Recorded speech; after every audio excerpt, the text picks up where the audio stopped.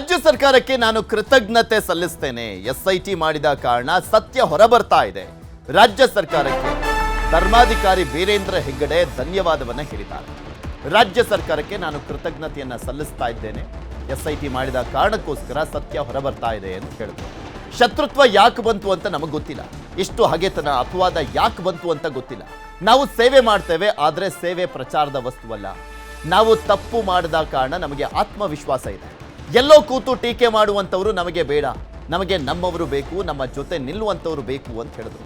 Actually BJP ಒಂಥರ ಹೊಡ್ತಾ ಈ ಸ್ಟೇಟ್ಮೆಂಟು. ಯಾಕೆಂದ್ರೆ ಎಸ್ಐಟಿ ಮಾಡಿದ್ರಿಂದಲೇ ಅದಾಯ್ತು ಇದಾಯ್ತು, ಯಾಕೆ ಮಾಡಿಸ್ಬೇಕಾಯ್ತು ಅಂತ ನಿನ್ನೆ ಬಿಜೆಪಿ ರಾಜ್ಯಾಧ್ಯಕ್ಷರು ಸ್ಟಿಲ್ ಅದನ್ನೇ ಮಾತನಾಡ್ತಾ ಇದ್ದಾರೆ.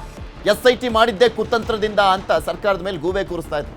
ಈಗ ವೀರೇಂದ್ರ ಹೆಗ್ಗಡೆ ಅವರೇ ಹೇಳಿದ್ದಾರೆ, ರಾಜ್ಯ ಸರ್ಕಾರ ಎಸ್ಐಟಿ ಮಾಡಿದಂಥ ಹಿನ್ನೆಲೆಯಲ್ಲೇ ಎಲ್ಲವೂ ಕೂಡ ಕ್ಲಿಯರ್ ಆಗ್ತಾ ಇದೆ ಅಂತ.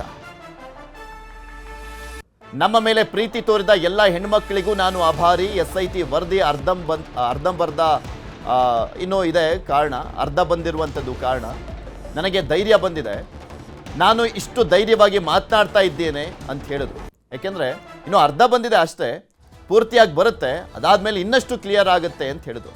ಸರ್ಕಾರಕ್ಕೆ ನಾನು ಆಭಾರಿಯಾಗಿದ್ದೇನೆ ಅಂತ ಎಸ್ಐಟಿ ಮಾಡಿದ ಕಾರಣ ಸತ್ಯ ಹೊರಬರ್ತಾ ಇದೆ ಅನ್ನುವಂಥದ್ದನ್ನು ಮತ್ತೊಮ್ಮೆ ಪುನರುಚ್ಚರಿಸಿದ್ದಾರೆ ವೀರೇಂದ್ರ ಹೆಗ್ಗಡೆ ಅವರು.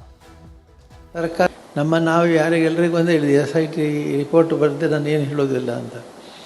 ಈಗ ಅರ್ಧ ರಿಪೋರ್ಟ್ ಬಂದದ್ರಿಂದ ಎಷ್ಟು ಧೈರ್ಯವಾಗಿ ನಾನು ಮಾತಾಡೋದಿಲ್ಲ. ಯಾಕೆಂದರೆ ಮಾತಾಡಬಾರ್ದು ಅಂತ ಹೇಳಿದ್ರು ನಮ್ಮ ವಕೀಲರು, ಇವರೆಲ್ಲ ಮಾತಾಡಬೇಡಿ, ನೀವೇನು ಎಲ್ಲ ಸತ್ಯ ಹೊರಗೆ ಬರಲಿ.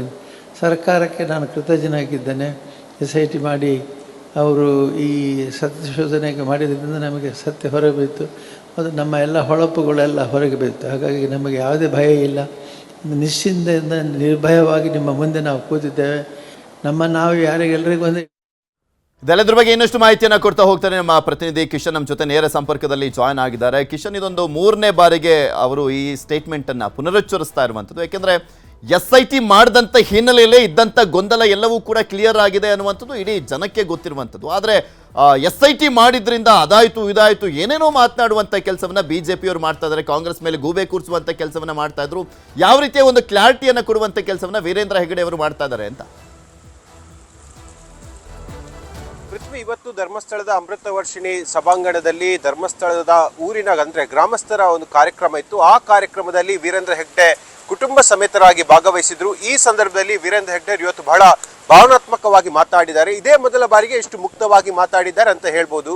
ಅವ್ರು ಹೇಳ್ತಾ ಇರುವಂಥದ್ದು, ಒಂದು ಬೆಟ್ಟದಿಂದ ಹರಿದು ಬಂದಂಥ ನೀರು ಈಗ ಹರಿದು ಹೋಗಿದೆ. ನನ್ನ ಮನಸ್ಸು ಕೂಡ ಅಷ್ಟೇ ಶುದ್ಧವಾಗಿತ್ತು, ಈಗವೂ ಕೂಡ ಶುದ್ಧವಾಗಿದೆ. ಆದರೆ ಬಹಳ ಹೇಳಿಕೆಗಳು ಮತ್ತು ಅಪಪ್ರಚಾರಗಳು ಸಾಕಷ್ಟು ಕಂಗೆಡಿಸಿತ್ತು. ಆದರೆ SIT ಮಾಡಿದ ಕಾರಣಕ್ಕಾಗಿ ಸರ್ಕಾರಕ್ಕೆ ನಾನು ಅಭಿನಂದನೆಗಳನ್ನು ಸಲ್ಲಿಸ್ತೇನೆ. ಜೊತೆಗೆ ದೊಡ್ಡ ಮಟ್ಟಿನ ಒಂದು ರೀತಿಯಾಗಿ ಅಪಪ್ರಚಾರಗಳೆಲ್ಲ ಆಗ್ತಾ ಇತ್ತು, ಟೀಕೆಗಳು ಕೂಡ ಬಂತು. ಆದರೆ ಟೀಕೆಗಳು SIT ರಚನೆ ಆದ ಬಳಿಕ SITಯ ಕಾರ್ಯವೈಖರಿಯಿಂದ ಅದೆಲ್ಲವೂ ಕೂಡ ತೊಳೆದುಕೊಂಡು ಹೋಗಿದೆ.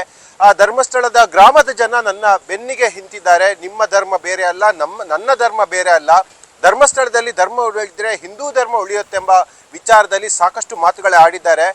ಜೊತೆಗೆ ಈ ಬಾರಿಯೂ ಕೂಡ ಸಾಕಷ್ಟು ಭಾವನಾತ್ಮಕವಾಗಿ ಕೂಡ ಅವರು ಮಾತಾಡ್ತಿರುವಂಥದ್ದು. ನಮ್ಮ ಊರಿನವರೇ ಬಹಳಷ್ಟು ಮುಖ್ಯ ಆಗ್ತಾರೆ. ಈ ಪ್ರಕರಣ ಆದ ಬಳಿಕ ಲಕ್ಷಾಂತರ ಮಂದಿ ಧರ್ಮಸ್ಥಳಕ್ಕೆ ಬಂದು ಹೋಗಿದ್ದಾರೆ. ಎಲ್ಲರ ಅಭಯ ಏನಿದೆ, ಎಲ್ಲರ ಒಂದು ರೀತಿಯಾಗಿ ರಕ್ಷೆ ಏನಿದೆ, ಅದು ಸಾಕಷ್ಟು ಬಲವನ್ನು ತುಂಬಿದೆ. ನಮ್ಮ ಹೊಳಪು ಎಲ್ಲಿಗೂ ಕೂಡ ಕಮ್ಮಿ ಆಗಿಲ್ಲ, ಮುಂದೆಯೂ ಕೂಡ ಕಡಿಮೆ ಆಗೋದಿಲ್ಲ. SITಯ ಒಂದು ತೀರ್ಪಿನ ಬಳಿಕವಾಗಿ ಮತ್ತೆ ಬಹಳ ಮುಕ್ತರಾಗ್ತೀವಿ, ಎಲ್ಲ ಟೀಕೆಗಳಿಂದ ನಾವು ಹೊರ ಬರ್ತೀವಿ ಎಂಬ ಆತ್ಮವಿಶ್ವಾಸದ ಮಾತುಗಳನ್ನು ವೀರೇಂದ್ರ ಹೆಗ್ಗಡೆ ಅವರು ಕೂಡ ನುಡಿದಿರುವಂಥದ್ದು. ಹಾಗಾಗಿ ನನಗೆ ಯಾವುದೂ ಕೂಡ ಧೈರ್ಯ ಅಂದರೆ SIT ಅರ್ಧ ವರದಿ ಬಂದ ನಂತರವಾಗಿ ಬಹಳ ಧೈರ್ಯದಿಂದ ಮಾತಾಡ್ತೀನಿ, ಮುಂದೆಯೂ ಕೂಡ ಇದೇ ಧೈರ್ಯದಿಂದ ನಾನು ಮಾತಾಡ್ತೀನಿ ಎಂಬ ಮಾತುಗಳನ್ನು ವೀರೇಂದ್ರ ಹೆಗ್ಗಡೆ ಅವರು ಇವತ್ತು ಆ ಅಮೃತ ವರ್ಷಿಣಿ ಕಾರ್ಯಕ್ರಮದಲ್ಲಿ ಹೇಳಿರುವಂಥದ್ದು. ಪೃಥ್ವಿ, ಓಕೆ, ಧನ್ಯವಾದ ಕಿಶನ್ ನಿಮ್ಮೆಲ್ಲ ಮಾಹಿತಿಗಾಗಿ.